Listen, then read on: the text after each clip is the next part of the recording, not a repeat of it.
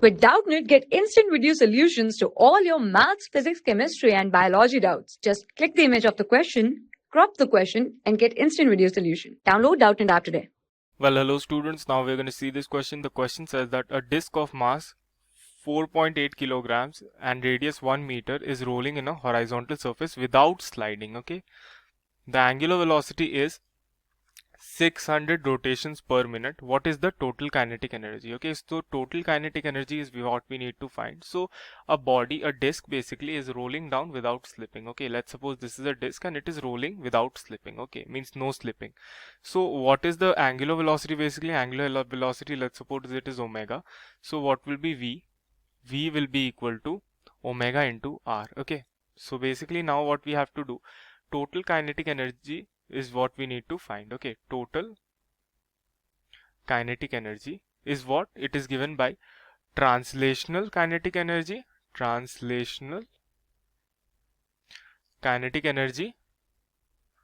plus rotational kinetic energy. Got it? So both we have to take in account. Okay, so now what we'll have, since this is means it is slipping without means it is moving without sliding, that's why this scenario is possible. V is equal to omega r. Otherwise if it would have slipped, then V would have been greater than omega r. Okay, so now what we'll do, we'll find out what is required in the question, that is omega. Omega is what? Over here it is given, it takes 600 rotations in 1 minute. Okay, that means what? It takes 60 rotations, not basically 60, it takes 100 rotations. Basically it will be 10 rotations. It will take 10 rotations in 1 second. Okay, why? Because this is absolutely unitary method I am using.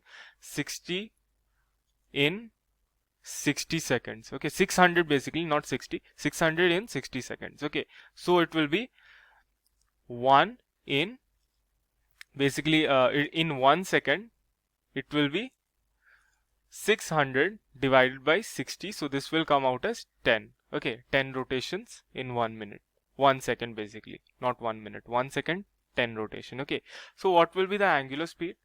The angular speed will be equal to, angular velocity will be equal to what? It is given by the number of rotations per second. So this 10 rotations is basically how many radians? It is basically 2 pi into 10 radians divided by time, which is 1 second. So this will come as 20 pi. Okay, so we got our angular velocity. Now we can calculate the kinetic energy. Okay, so now total kinetic energy. Okay, now we'll calculate total kinetic energy will be equal to what? It will be equal to rotational kinetic energy plus translational kinetic energy. Okay, what is rotational kinetic energy's formula? Half into I into omega square. And what is translational kinetic energy's formula? Half into m into v square. Okay, so what is v? Basically we'll firstly write down half into I is given as, this is a disk, so it will be given as mr square by 2. Okay, into omega square, since this is a disk, that's why. And what will be V I have written only, it is omega into r, so omega into r whole square. Okay, so this will come as, okay, if you see this, let's write it as capital because I used over here capital. So what we'll get? We'll get 1 by 4 m omega square r square plus 1 by 2 m omega square r square. Okay, so this is what it will come.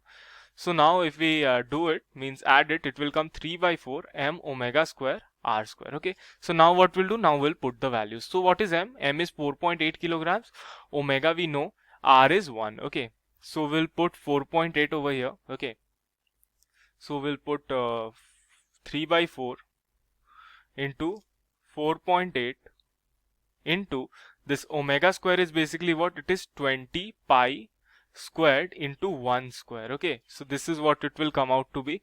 So what we'll do now, after calculation, it will come out to be as 1440 pi square joules. Okay, you can check it.